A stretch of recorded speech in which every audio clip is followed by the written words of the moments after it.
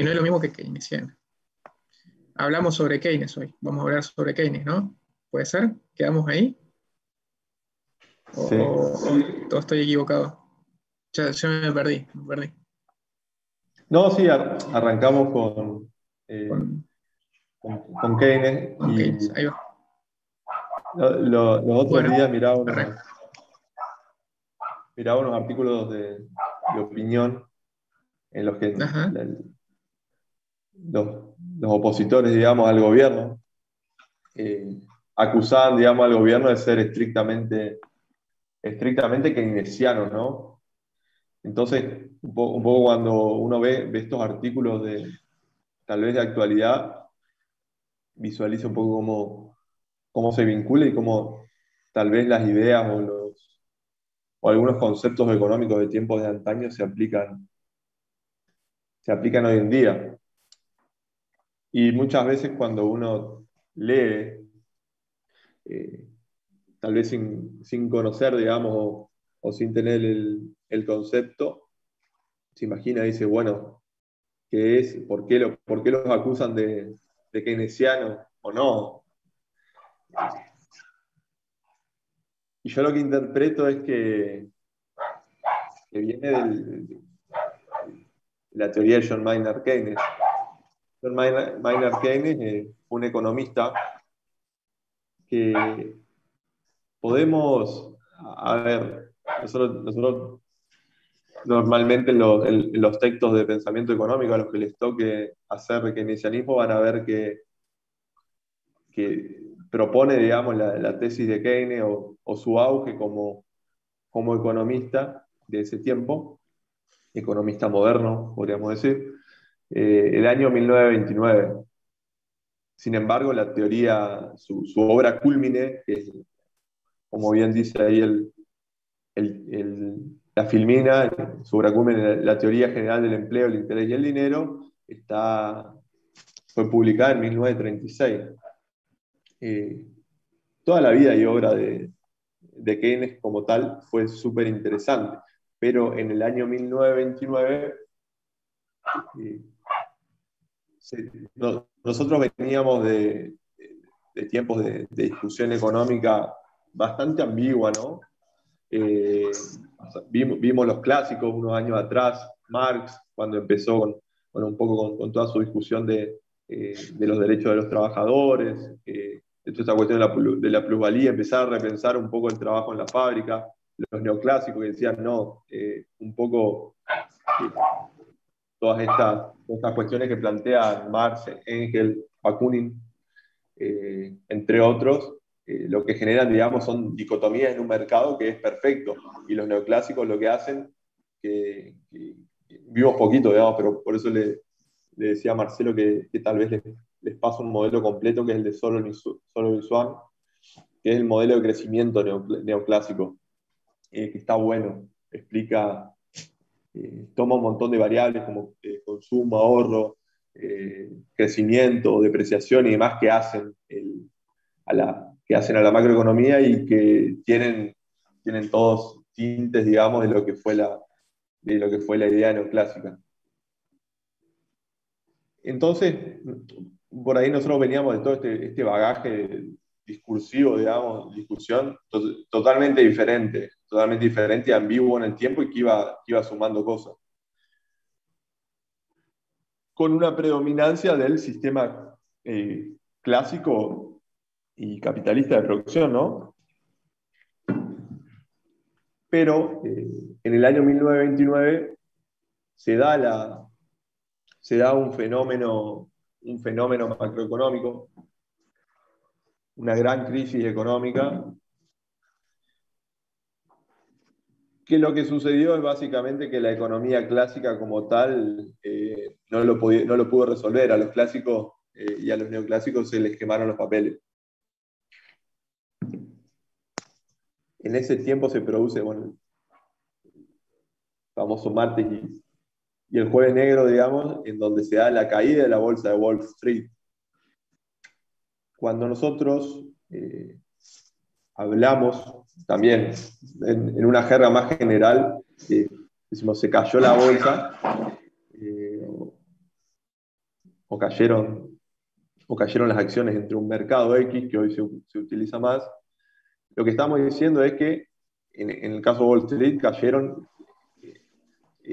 se deprecia, podríamos decir que técnicamente se deprecian las acciones de las empresas que cotizan en el mercado de Wall Street. Nosotros le decimos bolsa, digamos, pero Wall Street es un mercado, ¿no?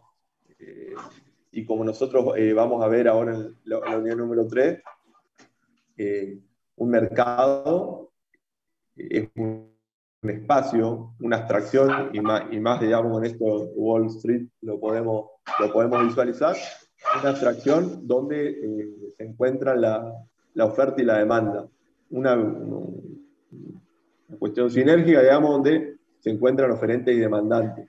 En los mercados se generan precios, por interacción de oferta y demanda se generan precios.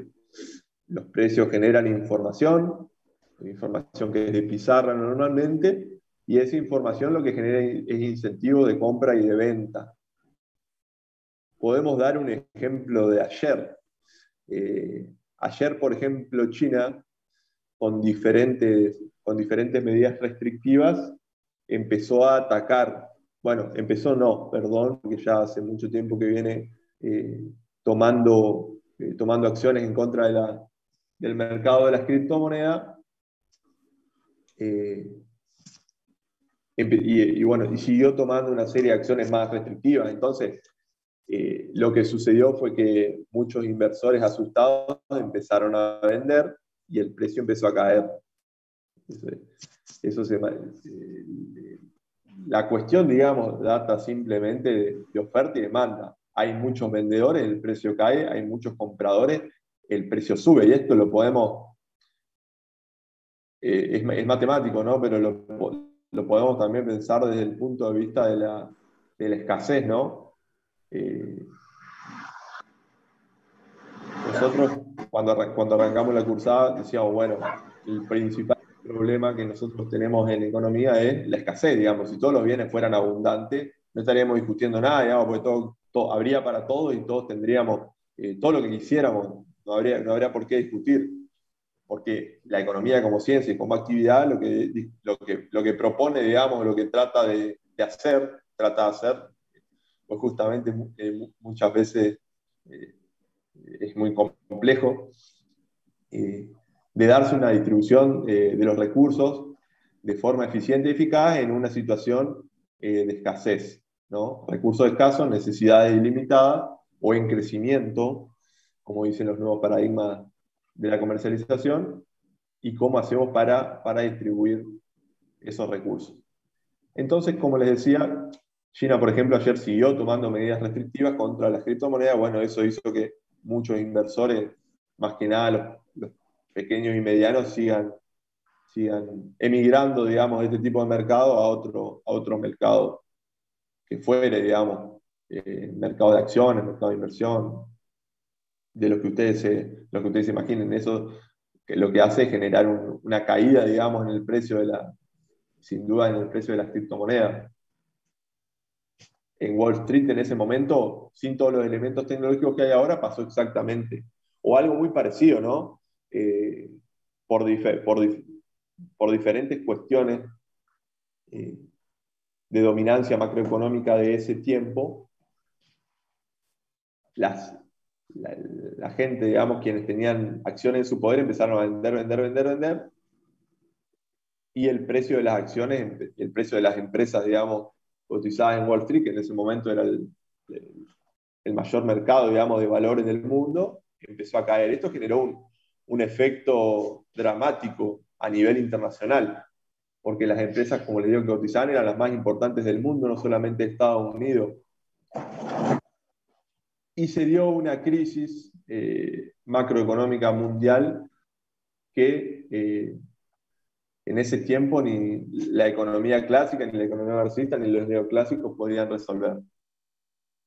Entonces aparece en escena este catedrático económico, John Maynard Keynes, Roosevelt, que era el presidente de Estados Unidos en ese momento, lo toma como su principal asesor para salir de la crisis, y juntos implementan lo que se llamó el plan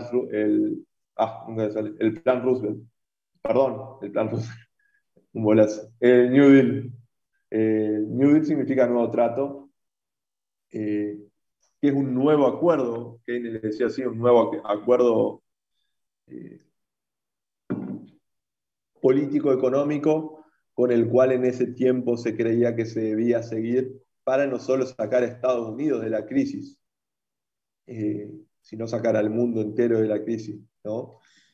Porque como decimos, esta crisis estaba siendo en ese momento global. Atiende diferentes variables. Tiene diferentes variables. El programa es que el New Deal constó, digamos, de una serie de medidas financieras, económicas, al agro, a la industria, que tenían como principal objetivo, o uno de los principales objetivos, porque seguramente ustedes cuando lean Keynes sacarán sus propias conclusiones. Uno de los principales objetivos, el incentivo de la demanda agregada. El incentivo de la demanda agregada. Si ustedes mal no recuerdan, cuando nosotros vimos clásicos, tocamos, creo que media clase, a 6, que él hace formula esa ley antigua que después se fue tergiversando en el tiempo, que decía que la oferta crea su propia demanda, y nosotros con Marcelo le explicamos que lo que él quería decir es que los bienes se cambian por bienes y eso genera un círculo virtuoso, incorruptible. ¿Tá? Hasta ahí. Entonces Keynes, en su tesina, lo primero que hace es discutir la ley de Say, criticar la ley de Say, decir no, y fijémonos qué es lo que está pasando ahora, digamos.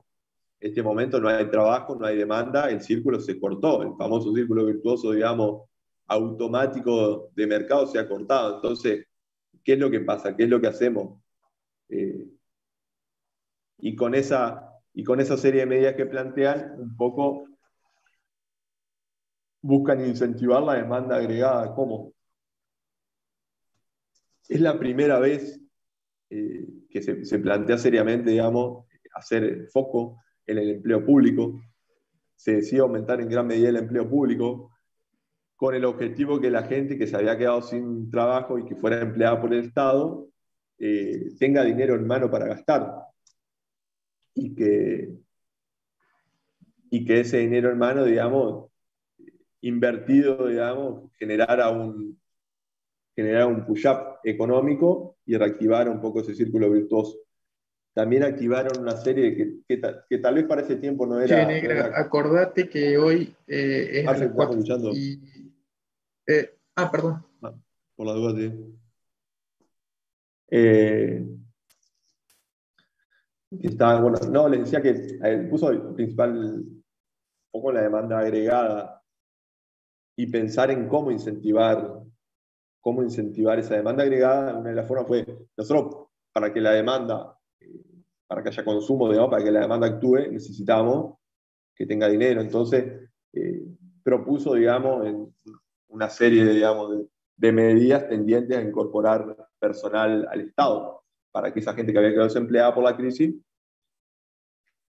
fuera absorbida por el Estado y pueda volver a salir al mercado a comprar bienes y servicios.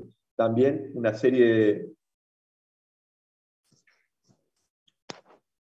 de medidas que a nosotros se nos son habituales porque ya están incorporadas, pero que para ese tiempo no era común, que era la incorporación de un sistema de subsidios, digamos, y financiamiento para las empresas de ese tiempo, ¿no? Para que las empresas puedan salir de la crisis. Entonces, en función de las ideas de esta gente de Keynes y de sus seguidores, las empresas al empezar a recomponerse iban a volver a tomar personal, ¿no? iban a volver a tomar personal y si les iba bien iban a tomar más personal, sumado al empleo público que se proponía, sí iba a tender hacia una estabilidad, ¿no? Porque la demanda iba a volver, digamos, a retomar un ritmo de crecimiento y con la demanda el consumo, y con el consumo, digamos, el aumento de la oferta, y la oferta de bienes y servicios significa más empleo y el círculo se empieza a cerrar. Keynes, que los clásicos por ahí mucha bola no le dan a esto porque, como les digo, ellos pensaban que es un círculo virtuoso. De hecho, uno de los pocos que ve crisis es Malthus de los clásicos. Keynes distingue entre ahorro, entre consumo e inversión, y piensa cómo había que hacer en ese tiempo para incentivar la variable macroeconómica que queríamos incentivar, ¿no? Cuando vamos macroeconomía es la unidad 4, vamos a ver cómo está compuesta la ecuación macroeconómica fundamental que nosotros queremos atacar para intervenir en la economía de los países. Y vamos a ver que dentro de la ecuación tenemos diferentes variables que consideramos, entre ellas ahorro, consumo e inversión. Lo que Keynes decía que en ese tiempo, bueno, nosotros distinguimos, digamos, no es lo mismo quien invierte, que quien ahorra, que quien se la guarda bajo el colchón, que quien consume, ¿no? Por ejemplo, en este tiempo en Argentina, se escucha, digamos, muy a diario que como que las empresas o los inversores prefieren guardarse la plata, o los dólares o los euros, y no salir a invertir, porque no encuentran seguridad económica, financiera y seguridad jurídica.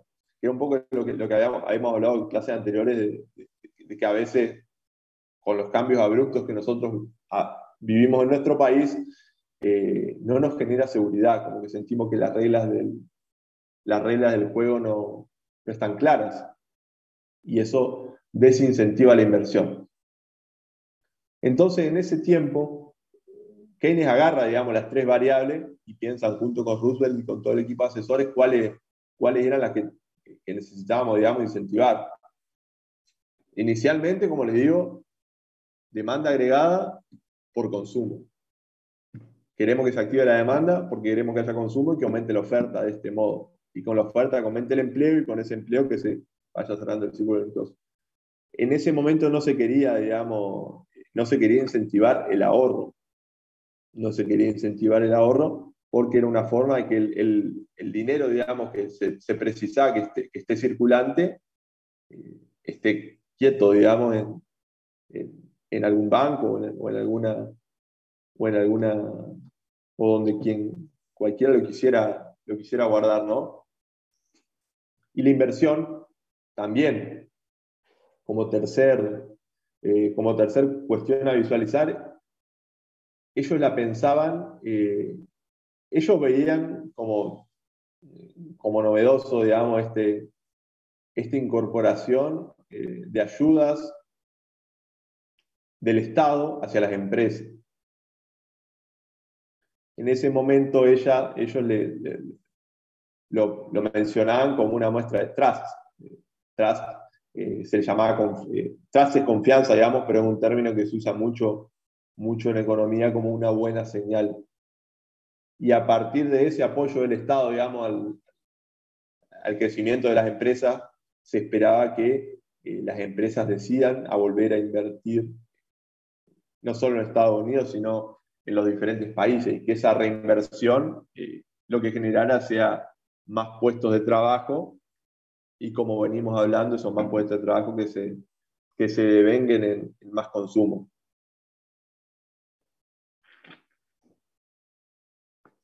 El tema del ahorro es el análisis de la variable ahorro, la vamos a ver en macro, pero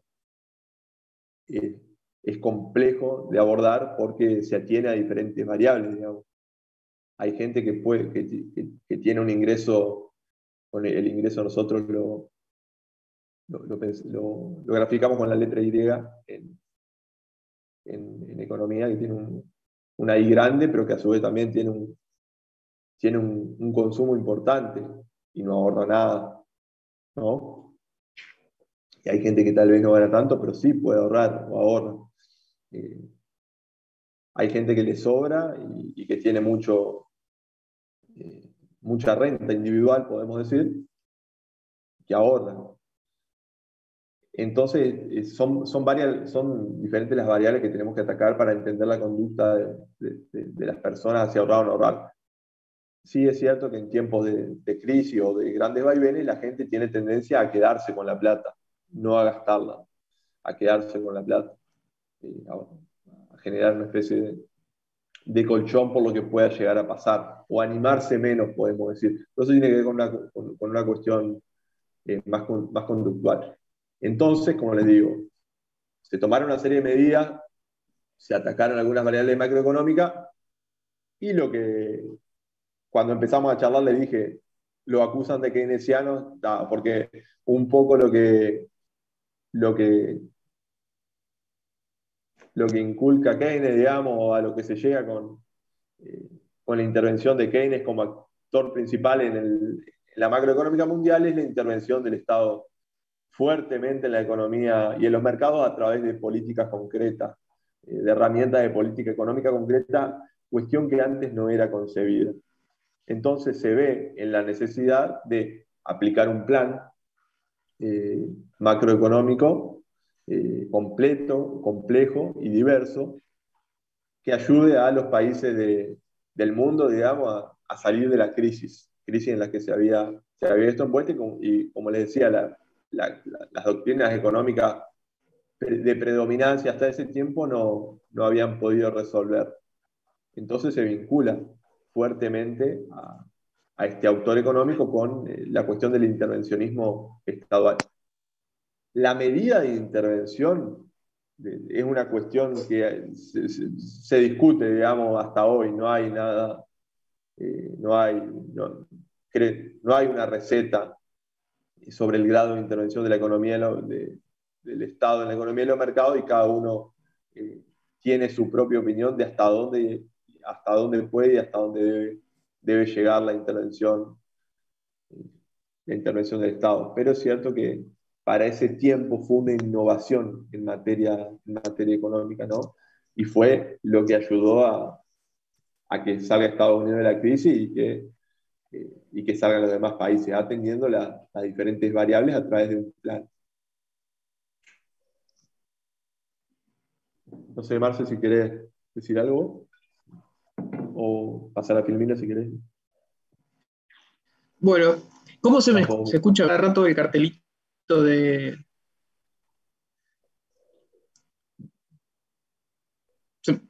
Perdón, no te escuché, amigo. No, te decía si querías comentar algo, que estaba hablando un poco de las diferentes medidas que tomaron en ese momento en el marco del New Deal, eh, Keynes, su equipo y Roosevelt, Sí, y sí, sí. cómo atacar. Escuché.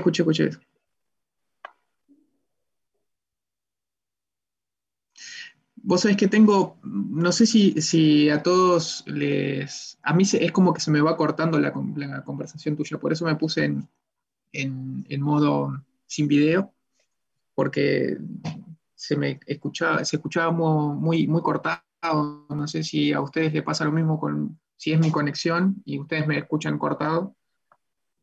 ¿Lo escucho bien? Bien, vamos ahí.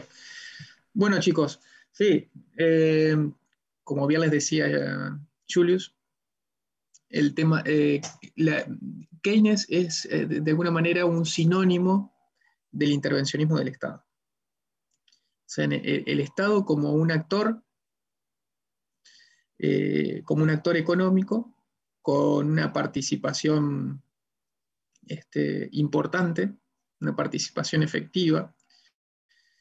Y de alguna manera esto es una novedad para la época, porque hasta tanto él no había aparecido en la escena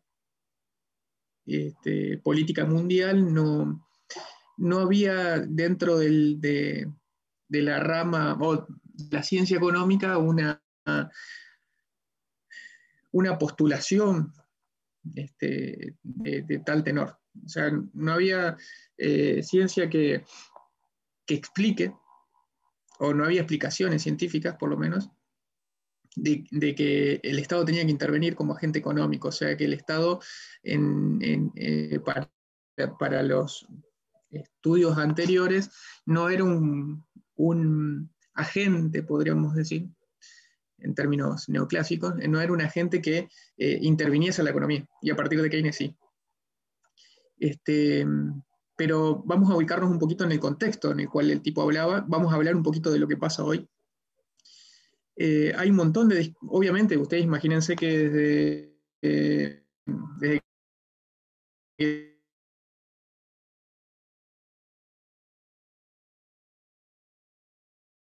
el tipo habló allá hasta la fecha, los consejos que hoy en día hay bucianos, a ver, en definitiva para el objetivo de nuestra materia, para el objetivo de nuestros estudios, en sutilezas, ¿m? Que son importantes, son sutilezas que por ahí para nosotros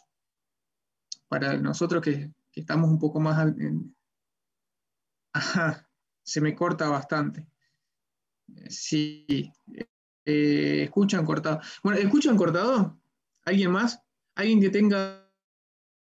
Sí, yo también. Yo sí escucho sí, cortado un Agustín? poco. Puta madre. Para un cachito. Esperen a ver si me pongo el extensor más cerca, a ver si mejora un poco la conexión. Aguanten un poco.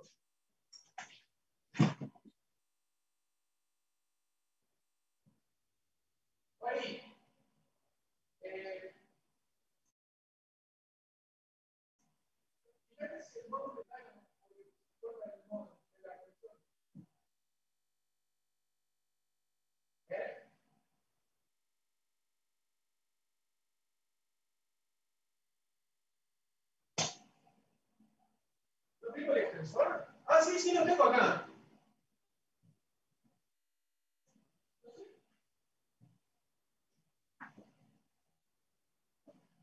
Bueno, perdón.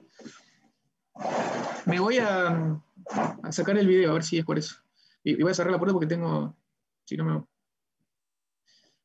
Stop video. Ahí está. Les decía que...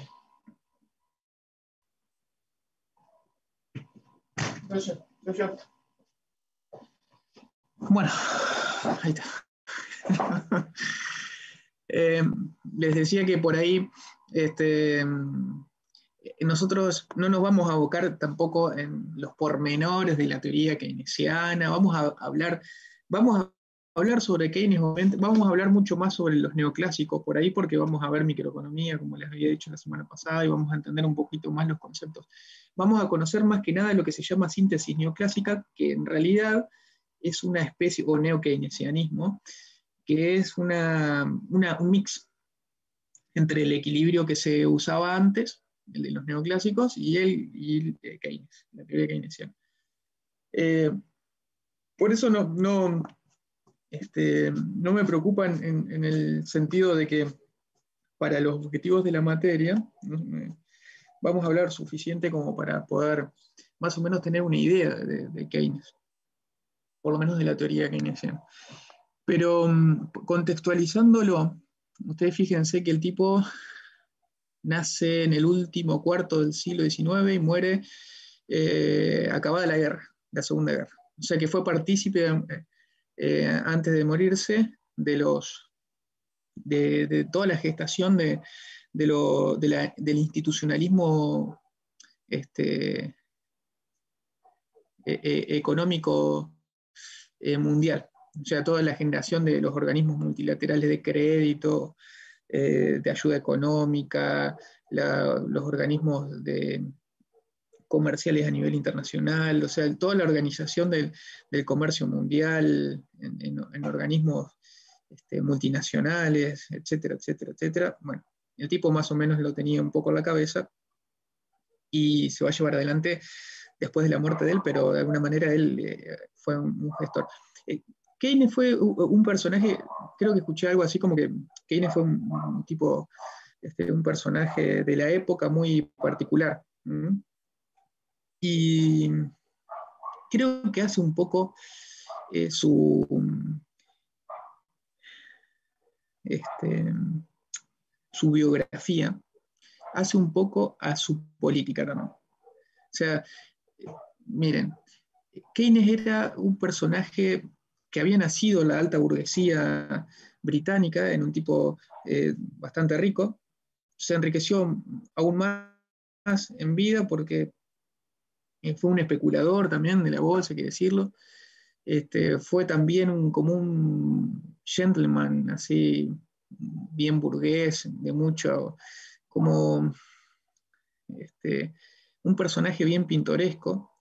Eh, Sabía como combinar muy bien su vida aristocrática y eh, su esteticismo, su gusto por la estética más moderna. Era un modernista en algún sentido. Se casó con una bailarina del ballet ruso, de la, no me acuerdo cómo se llamaba, pero era, no sé, una Ana Pavlova, una de las grandes bailarinas del ballet ruso. No sé si no es ella, ¿no? Bueno, ahora nos fijamos. Tuvo muchos amigos así de la bohemia, ¿m? Muchos pintores, artistas plásticos y músicos. O sea, fue un personaje que también vivió mucho la noche. Sabía combinar perfectamente todo la academia, podríamos decir, su origen aristocrático y su vida más bohemia y más, no sé, como más mundana. ¿M? Y de alguna manera fue un creativo, porque se ideó una perspectiva diferente, este, o una explicación diferente de la que la teoría hasta ese momento eh, intentaba y que no podía resolver los problemas de coyuntura que se estaban planteando y de estructura que se iban a plantear a partir de la crisis del año 30, como ya les dijo Julián. O sea, en el año 30, el inicio del siglo fue bastante bueno. Hubo una crisis en 1905 a nivel mundial que nos va a afectar mucho a nosotros también, porque nosotros estamos bastante apegados a todas las coyunturas internacionales, pero después para adelante, si bien hay una interrupción con la guerra y uno sabe que cuando las guerras hay un repliegue de las economías, hay un repliegue de los sistemas productivos, hay un repliegue en un montón de cosas. Es como cuando a uno le viene la malaria, qué sé yo, una piojera o lo que fuere. O sea que cuando uno la pasa mal, se repliega. Es como casi naturalmente hace, y bueno, los estados hacen lo mismo, se repliegan. Eh, y, y en términos económicos, digamos, por eso no es casual que, por ejemplo, en Keynes aparezca una cosa que se llama preferencia por la liquidez, que es un concepto novedoso, que era un concepto que explicaba de una manera diferente por qué nosotros demandamos dinero, ¿m? Que es una de las grandes, de los grandes núcleos de la teoría keynesiana, el dinero. De hecho, se llama la teoría general del empleo, el interés y el dinero. Fíjense, hay como dos cosas ahí en el título que hacen referencia a lo financiero. El interés, o sea, la tasa de interés y la moneda. Por ahí difiere en la concepción que hoy los neo-keynesianos, como les decía, del ahorro se tiene, porque la preferencia de la liquidez explicaba unas cosas que hoy en día se explican por un concepto que es diferente. O sea, para Keynes el tipo ahorraba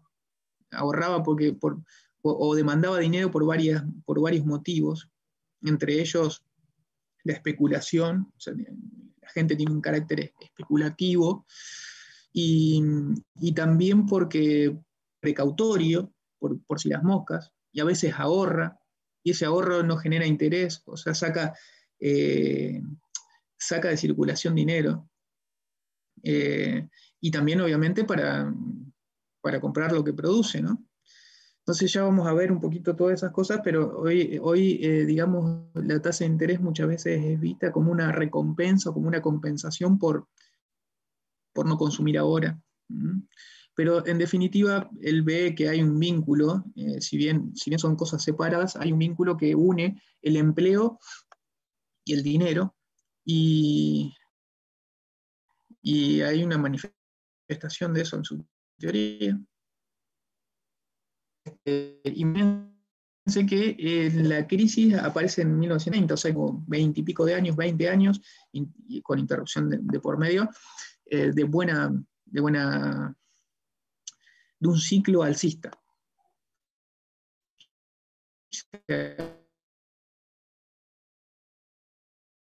Si lo planteamos en términos de teoría de ciclos económicos, virtuosa en términos de la economía. Me siguen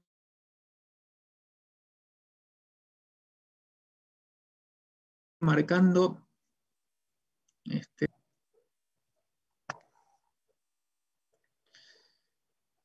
¿ah? ¿Sí? Sí, qué bueno, qué lindo. Me encanta. Primero Arnet, después Megacable y la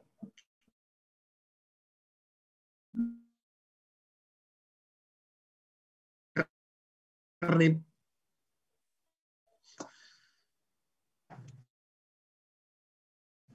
Se cortó, pero se entendió eso. de economía para ingenieros. Y todavía la... ¿Sí? Bueno, perdón, me saqué. Me hagan a tirar toda la mierda, te juro. No, espera que... Keynes. Hoy vamos a hablar de Keynes, chicos. ¿Saben, ingenieros? Y si me ven en la calle me van a tirar toscazo. ¿Mm? Se corta. No sé, todos los males. Intentaremos ponerle un poco de onda. Eh, Otra cosa. Pasó algo en 1917 que uno de los grandes historiadores del siglo XX va a contar como un acontecimiento que va a definir el siglo XX. Y lo va a llamar él el siglo corto, porque dice que va a arrancar en 1917 y va a terminar en 1989. ¿Cuál es el suceso? A ver, preguntados. Vamos a jugar a preguntados.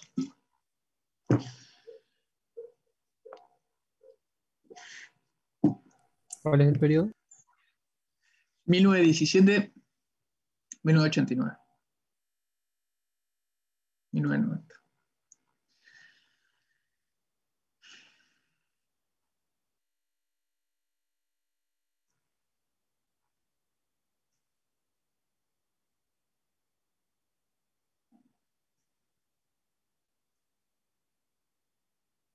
No, ni idea. Aparte se olvidaron ya. Hace mucho que no ven historia. Historia mundial del siglo XX. Ni idea. ¿Están por vencidos? Paso a la siguiente pregunta. Bueno, en 1917 se va a dar la Revolución Rusa. Entonces se va a formar la Unión Soviética, o sea, hay una parte del mundo que va, no lo podemos entender en términos actuales, porque si bien existe China hoy y Cuba, y qué sé yo, algo de Vietnam y algunos otros lugares donde hay economías planificadas, la Unión Soviética, digamos, marca perfectamente todos los acontecimientos, incluso hasta la Segunda Guerra Mundial, podríamos decir que es como de alguna manera una clave para entenderla, digamos, ¿no?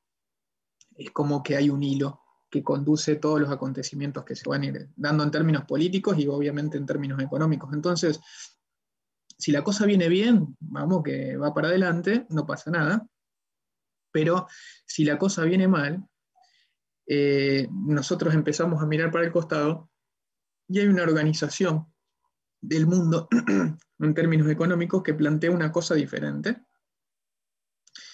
Y obviamente como es económico, hay poder económico, que dice, solucionemos esto, porque en realidad puede haber un peligro. ¿Cuál es el peligro? El peligro rojo, el peligro del comunismo, ¿m? De una organización diferente o socialista, o como se lo quiera llamar a lo que fue la organización soviética. ¿M? Entonces, de alguna manera, Keynes, si bien rompe un poco la tradición más ortodoxa, más, más liberal y más, por ahí podríamos decir, más conservadora en términos de organización del capitalismo, en tanto hay gente que posee el capital y es una cosa de, en fin, de propiedades, ¿no? Que de alguna manera la propiedad privada marca de alguna manera todo el resto de los guarismos políticos y económicos, y aparece, bueno, en definitiva, Keynes va a poner, de alguna manera va a abordar el problema, solución, diferente a la planteada por los neoclásicos. Los neoclásicos lo que plantean es que, como decía Juliano, si existe la ley de Say, la oferta genera su propia demanda. Por lo tanto, todo lo que se produce se gasta. Por lo tanto, no hay manera, no hay posibilidad de que existan crisis económicas.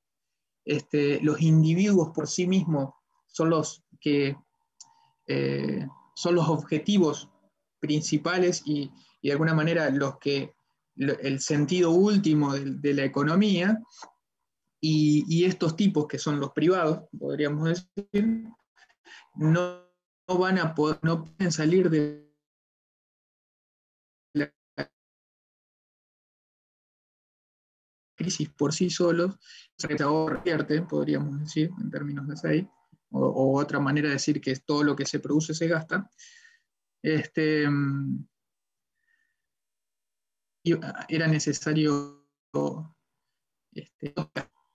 otra explicación de una posibilidad de salida de la crisis. Porque, digamos, la manifestación es el famoso Viernes Negro, la caída de la bolsa de Wall Street.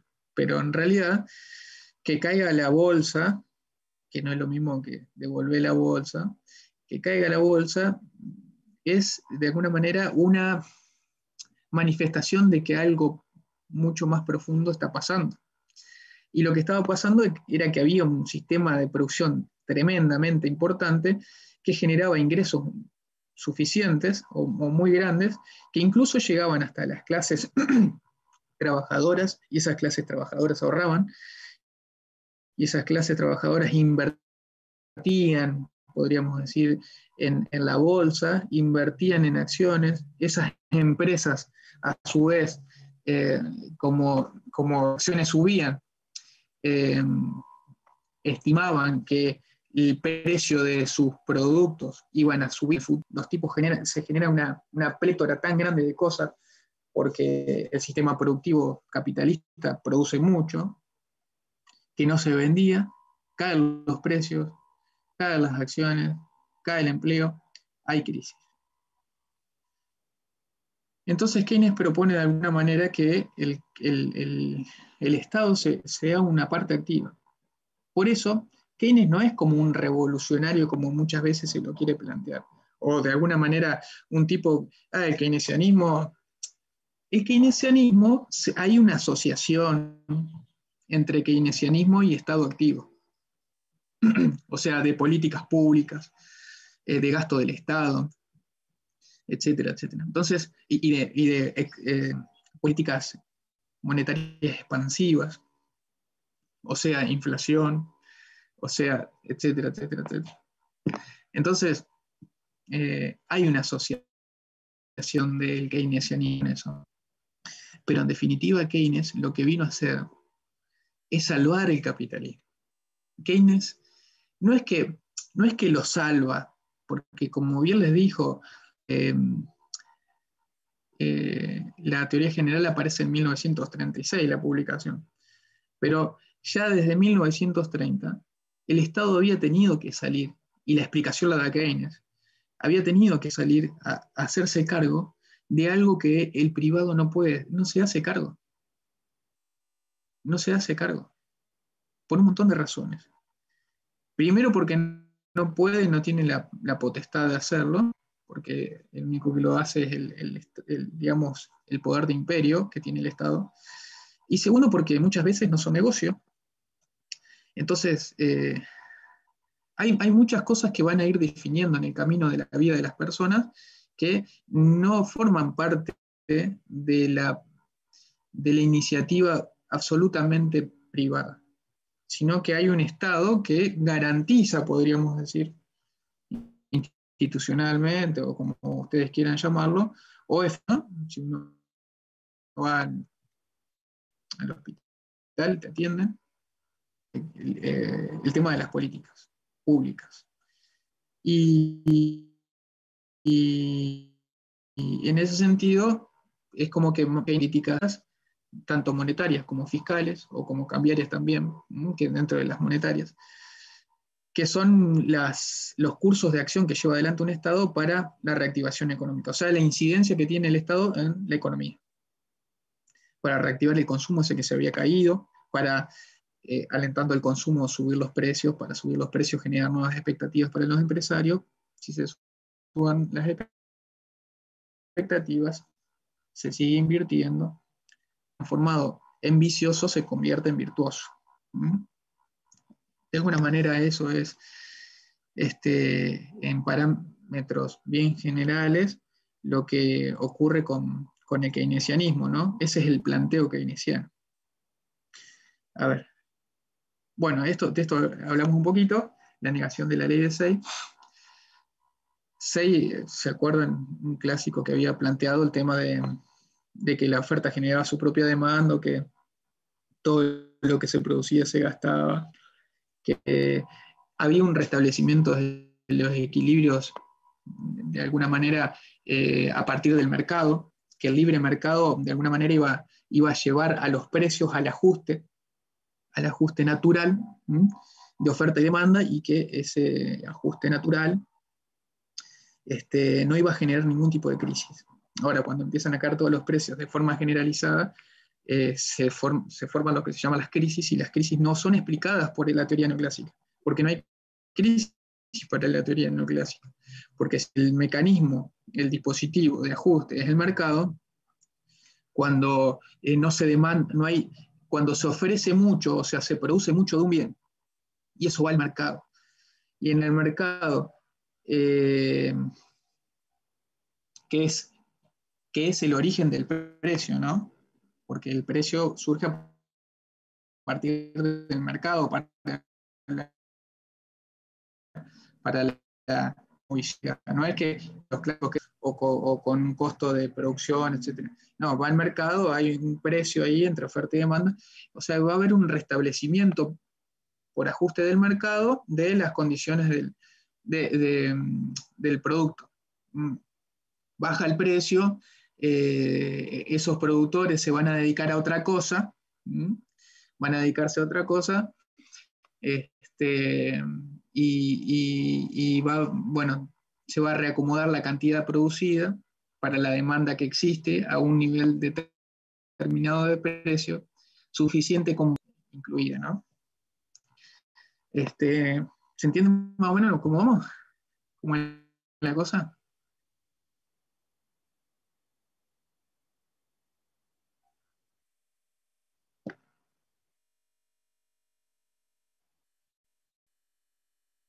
O más o menos. O nada. Sí, sí. Bien. Bueno.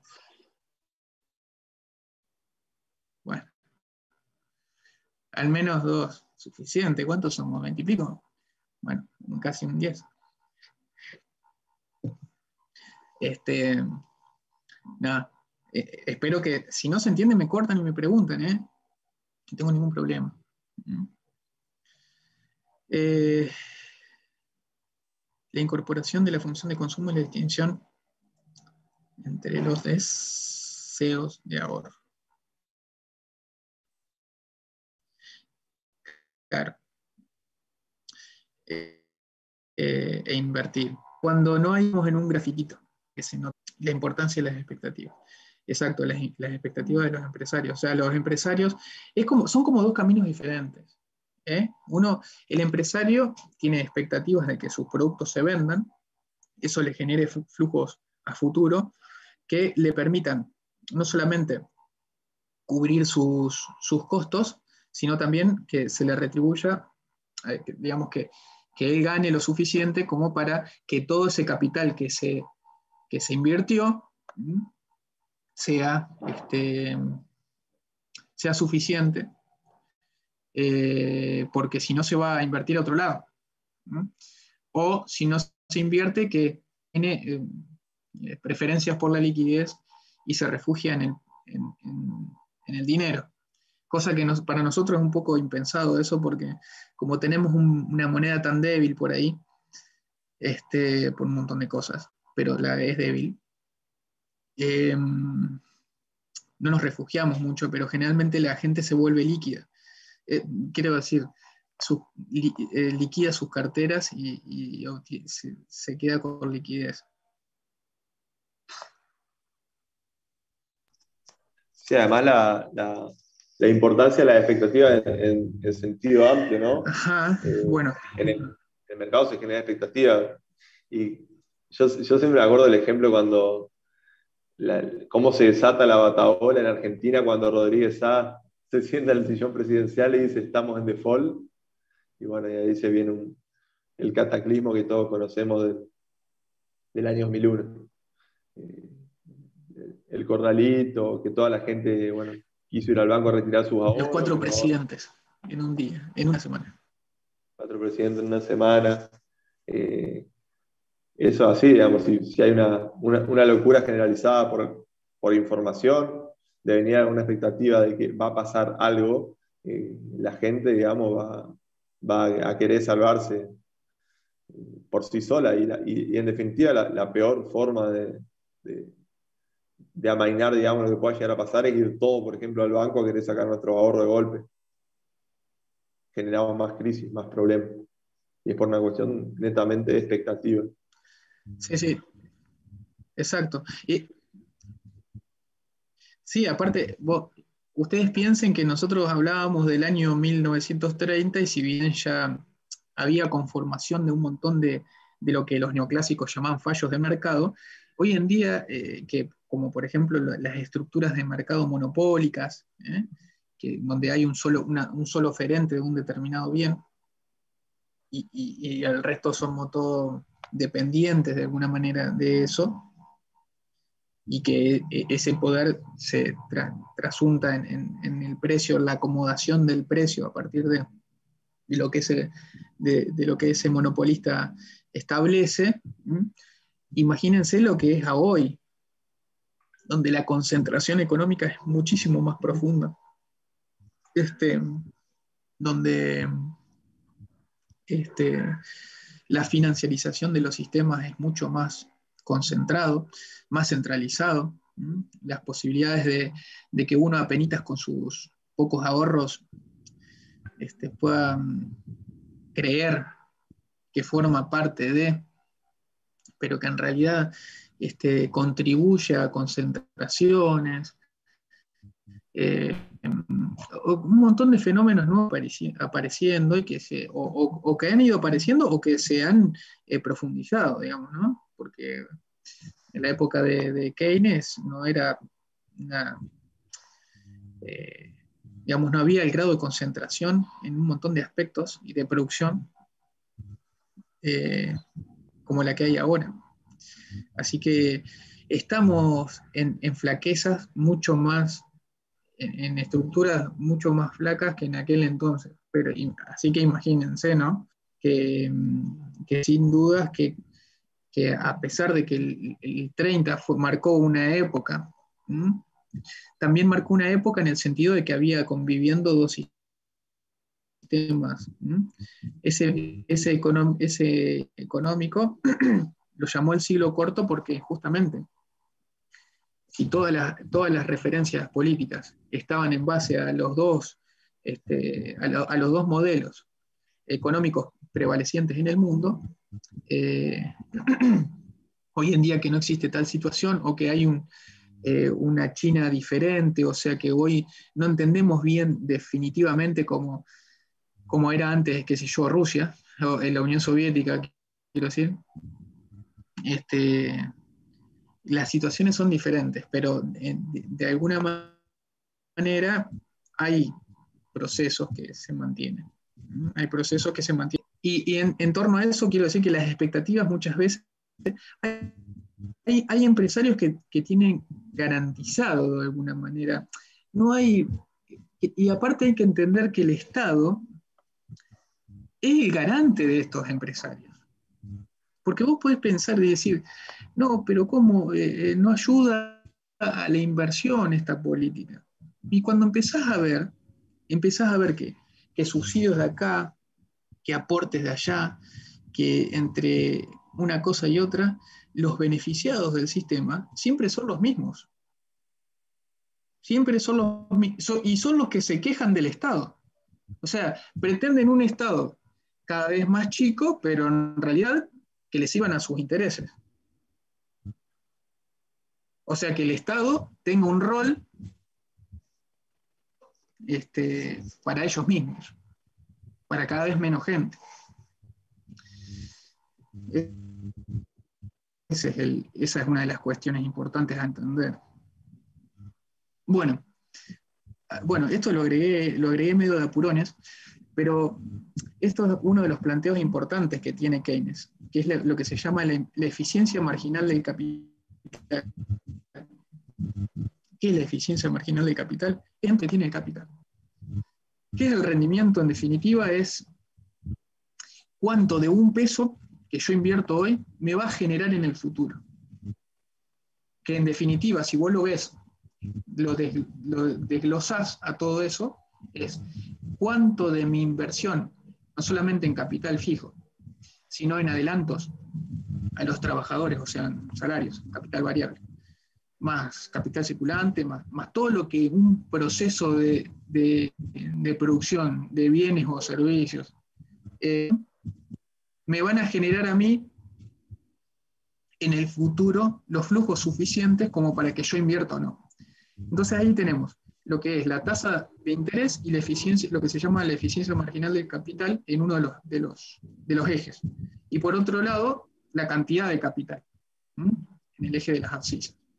Bueno, a medida que va aumentando la cantidad de capital, porque hay que pensar que Keynes no es que salió un repollo y dijo, bueno, acá planteo toda la economía totalmente diferente a lo anterior.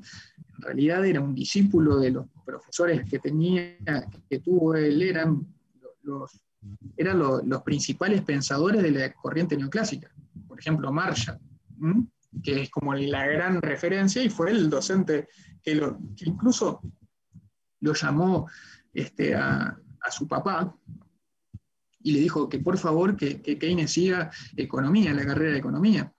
O sea que no es que sale de cualquier lado y dice y piensa totalmente diferente de los anteriores, sino que es producto un poco de lo que los anteriores habían dicho. En ese sentido, el tipo plantea que el rendimiento del capital va disminuyendo a medida que se va utilizando. ¿Se acuerdan eso del marginalismo que habíamos hablado? Bueno, o sea que a medida que aumenta las dosis de capital, el rendimiento de ese capital es cada vez menor. Y como en su uso el rendimiento es cada vez menor, está sujeto a una referencia ineludible que es la tasa de interés. Si la tasa de interés, como ustedes ven que es recta, si sube o baja, de alguna manera va a marcar o va a definir toda la cantidad de proyectos de inversión que son posibles que se concreten porque la eficiencia marginal del capital está por encima de la tasa de interés. Si esa tasa de interés sube mucho, lo que ocurre es que van a quedar un montón de proyectos de inversión fuera O sea, la tasa de interés que vos tenés que pagar es suficientemente alta como para desincentivar los proyectos de inversión. ¿Mm? Por ejemplo, o el uso del capital, o el uso del capital.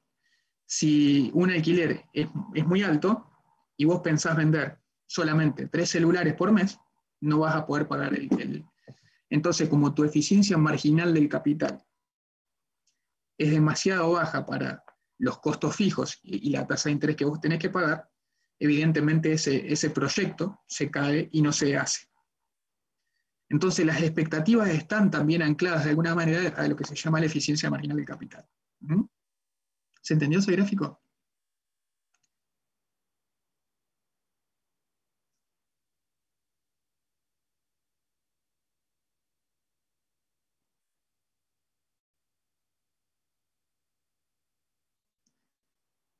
¿Sí o no?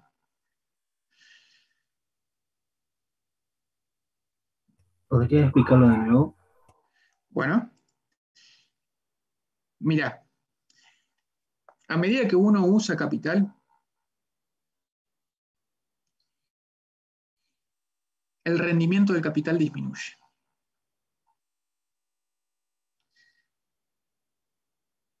Vamos a suponer un ejemplo. Eh,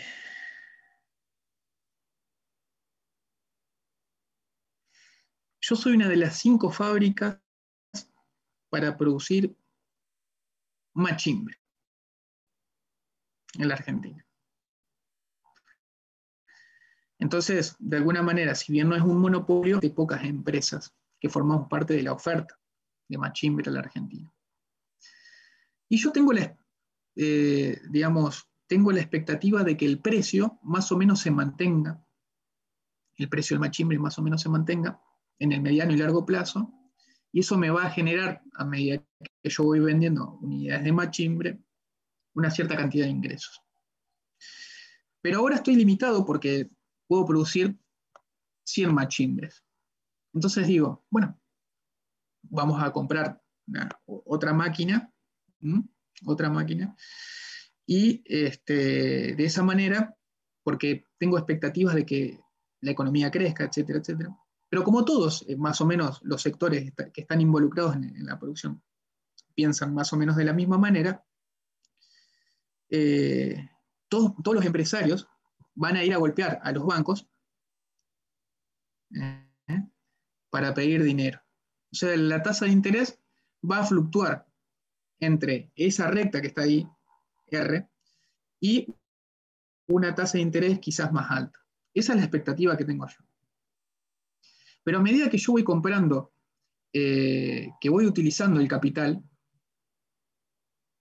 el rendimiento de las maquinarias cada vez se hace menos eficiente, por un montón de razones. Entre otras cosas porque a medida que voy utilizando mucho las maquinarias, o tengo muchos desgastes, o tengo que eh,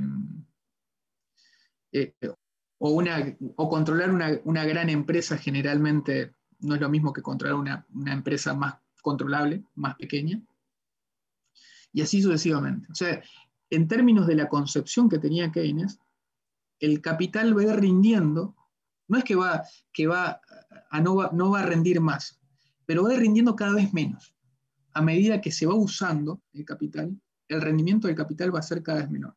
O sea, yo puedo comprar 2 máquinas más, pero no me van a producir 100 machimbres cada una de ellas, sino que la segunda máquina ya me va a rendir 80 machimbres y la tercera máquina me va a rendir 50 machimbres.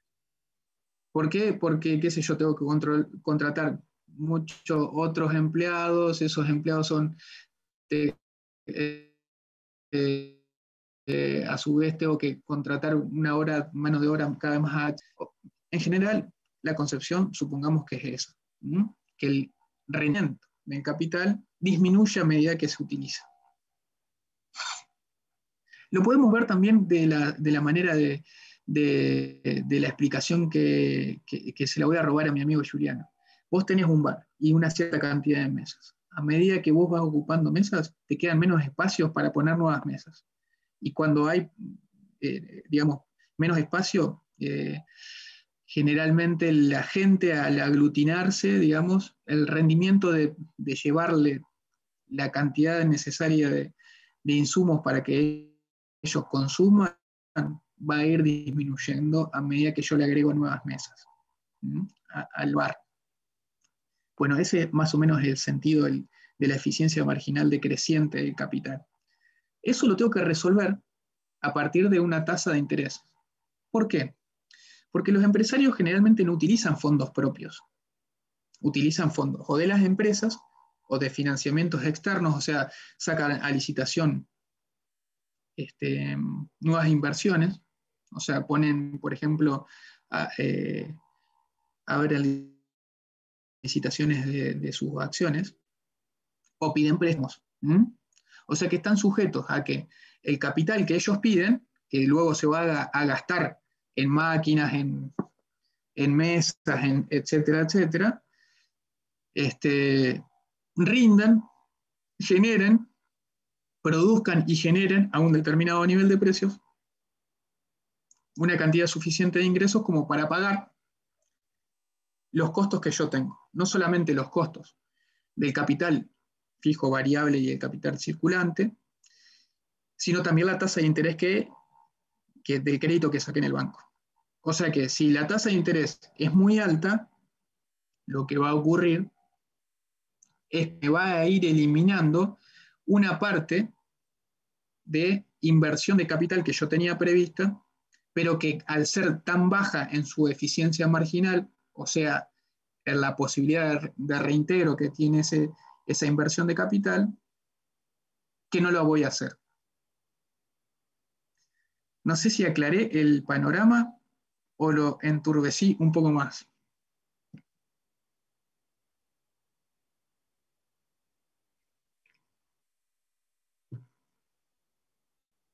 Camilo. Una idea me dice. Bueno, vamos con la idea. Después cuando pasemos a la teoría, lo vas a entender un poco menos. Digo más. Vamos con esto. Otro de las claves keynesianas son las políticas activas en monetarias y fiscales, o sea, de consumo del Estado, de consumo de los particulares y de una moneda, de una oferta monetaria expansiva. Expansiva para que el costo financiero no sea tan alto. Esa tasa de interés que estaba limitada ahí, tienda a bajar. ¿Por qué? Porque si vos generás una política monetaria expansiva, lo que va a ocurrir es que la tasa de interés tienda a bajar. Ya lo vamos a ver por qué, pero en general la abundancia del dinero hace que el costo del dinero también sea menor.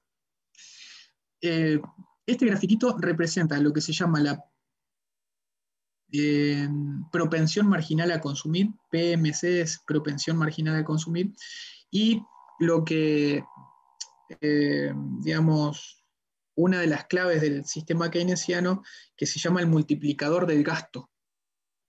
O sea, un gasto que, por ejemplo, uno hace en un primer lugar y que luego se va a ir multiplicando a medida que transite o recircule ese gasto. O sea, a un segundo gasto, a un tercer gasto y así sucesivamente. El multiplicador tiene que, a ver, un ejemplo de multiplicador creo que se va a entender más fácil que si le hago la perorata teórica. Fíjense que es 1 sobre 1 menos la propensión marginal a consumir. Nosotros en nuestro ingreso, por ejemplo, si somos trabajadores, cobramos un salario, ese es nuestro ingreso. La propensión marginal a consumir se refiere a cuánto del último peso que yo gano voy a destinar al consumo. Por ejemplo, el 80%, o sea, 80 centavos de ese último peso que yo gano, de ese ingreso que yo tengo, lo voy a destinar a consumir. Esas propensiones van cambiando. Generalmente a la gente de menos ingresos, la propensión marginal a consumir es bastante alta. Entonces, por ejemplo, políticas públicas donde se generen ingresos eh, o se establezcan ingresos, como por ejemplo el IFE, es una política bien de corte keynesiano, porque de alguna manera el objetivo de eso es que ese ingreso se multiplique el gasto de ese ingreso en otros. Realmente el peso, el último peso de ese IFE que yo gano, lo consuma casi en su totalidad. Recibo un peso, gasto 80 centavos. ¿En dónde? En el verdulero. ¿El verdulero qué hace? Come carne el tipo, es carnívoro. Así que de esos 80 centavos que recibo de mi gasto, lo va a consumir en si el 80% de su ingreso, ahí tenemos una serie con una razón determinada que sería 0,8, menor a lo mío. Entonces hay un multiplicador ahí que se va en una primera etapa es de 80 centavos, en una segunda etapa va a ser 64 centavos y así sucesivamente. ¿Mm? Por eso es 1 sobre 1 menos la propensión marginal a consumir. Porque es 1 más la propensión marginal a consumir elevado a las últimas unidades, pero que uno como sabe que es tan chiquitito, tiende a 0, entonces lo elimina. ¿Mm? Y 1 menos la propensión marginal a consumir es lo que se llama la propensión marginal a ahorrar. O sea, si vos no lo consumís, lo ahorrás. O sea que entre propensión marginal a consumir y propensión marginal a ahorrar, tenés la unidad. 1 menos propensión marginal a consumir es la propensión marginal a ahorrar. O sea que 1 sobre 0,8, fíjense que mi gasto de 80 se va a transformar en 5. Porque 1 dividido 0,2 al final se va a transformar en 5. ¿Se entiende?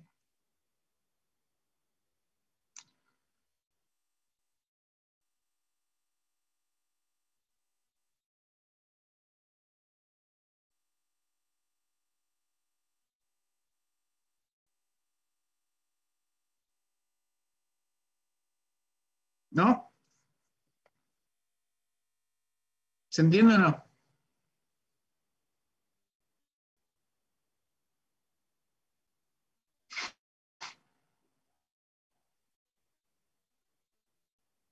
¿Lo puedo explicar de vuelta? ¿Y? ¿Más o menos? Sí. Dentro del esquema conceptual teórico que tenía Keynes,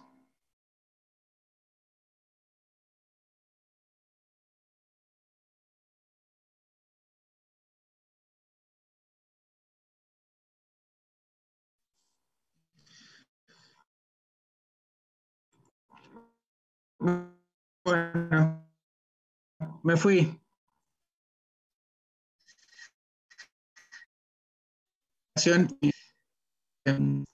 La propensión marginal a consumir ocupa un lugar central, porque de alguna manera es lo que va a generar gastos adicionales de un gasto inicial. Por eso, por ejemplo, cuando Juliano les decía que el IFE es una política pública de neto corte keynesiano, es porque en realidad la concepción del IFE, del ingreso familiar, ¿cómo es que se llama? Ingreso Familiar de emergencia. familiar de emergencia. Es que no solamente sea el gasto en IFE, sino que ese gasto genere nuevos gastos adicionales. ¿Cuál es la dinámica de esto? Es que si yo imagínense que yo soy el receptor de esa transferencia del IFE y cobro un peso. De ese peso yo no gasto todo, gasto una parte. esa parte que gasto se va a llamar propensión marginal a consumir, que es, en definición, la proporción del último peso que yo gano, que lo gasto en consumo. Gasto el 80% de ese peso, o sea, 80 centavos. 80 centavos. ¿En qué lo gasto? Lo gasto en la carnicería. Voy al carnicero y le digo, dame 80 centavos de asado. Bueno, hay que imaginarse todo eso, ¿no? 80 centavos de asado. ¿Qué hace el carnicero con esos 80 centavos? Él también tiene una propensión marginal a consumir del 80% de los ingresos que recibe. O sea, de los 80 centavos va a gastar el 80%, o sea, 64 centavos. ¿A quién se lo va a gastar? Al verdulero. El verdulero agarra los 64 centavos y ¿qué va a consumir? Va a consumir 50 y pico de centavos. Y así sucesivamente. Cada uno de los que recibe va a consumir una proporción de esos ingresos que recibe. Y ese gasto que arrancó siendo originariamente de 80 centavos va a terminar siendo de 5 pesos. ¿Por qué? Porque la formulita es de una serie con infinitos términos a razón menor a 1. ¿Se entiende eso? ¿Va hasta ahí? Sí, sí.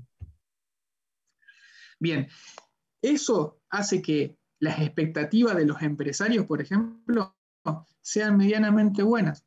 Entonces van a invertir. O sea que mayor consumo va a generar mayor inversión. Y así se va a revertir círculos va a generar contraciclos bajos y va a generar círculos virtuosos de esas crisis que se habían generado. O sea, el aliento al consumo va a generar aliento a las inversiones y va a generar aliento a la ocupación, y la ocupación a su vez va a generar, y así sucesivamente. Esa es la concepción keynesiana de los círculos virtuosos del gasto y del consumo. Y el otro grafiquito que estaba al lado era de que muchas veces no todo lo que se produce se gasta, decía Keynes. No se cumple la ley de Say. Se gasta menos de lo que se produce. Entonces, ¿qué va a pasar? Si se gasta menos de lo que se produce, a los empresarios se le van a ir llenando los almacenes de mercadería y no lo van a poder vender. Y si no lo van a vender, le van a bajar los precios. Y si le van a bajar los precios, le van a generar expectativas malas de que sus ingresos futuros sean los que tienen ahora, y si se genera esa expectativa mala, va a dejar de invertir. Y si no invierte, no va a contratar gente para trabajar. Y si no contrata gente para trabajar, va a caer el empleo, y a su vez va a caer el consumo, y a su vez va a caer la cantidad de pesos recaudados por el Estado en concepto de impuestos, y así sucesivamente, y se va a generar un círculo al contrario, contractivo, de una fase del ciclo que es recesiva, es una recesión. Bueno, cerramos por acá, por hoy. ¿Te parece, Julius? Porque esto nos puede dar pie para la semana que viene poder hablar un poquito de lo que le habíamos dicho del mercado y los negocios. ¿Te parece? ¿Le preparamos algo de eso?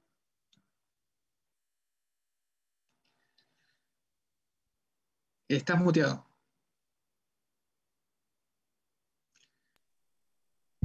Bien. No, les decía que bueno, cualquier cosa de estos temas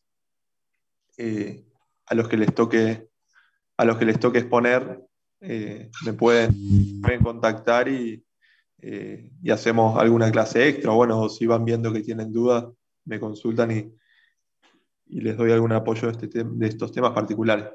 Nos consulta, sí, no hay problema. Por otro lado, para la semana que viene terminen los tópicos de neoclásicos y de Keynes, que lo vamos a corregir, y lean el artículo que hice de la BBC de las discusiones entre las diferentes doctrinas. Y bueno, nos vemos la clase que viene. Muy bien. Hasta luego. Nos vemos, chicos. Chao. Que pasen muy lindo.